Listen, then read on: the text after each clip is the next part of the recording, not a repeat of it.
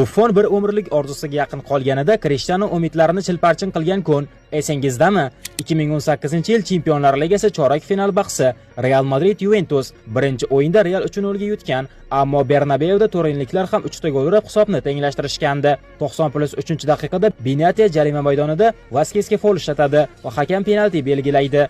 Bu aynan Buffonga qattiq ta'sir qiladi va hakam yoniga yugurib kelib, "Bu futbol emas, jinoyat" deb baqiradi.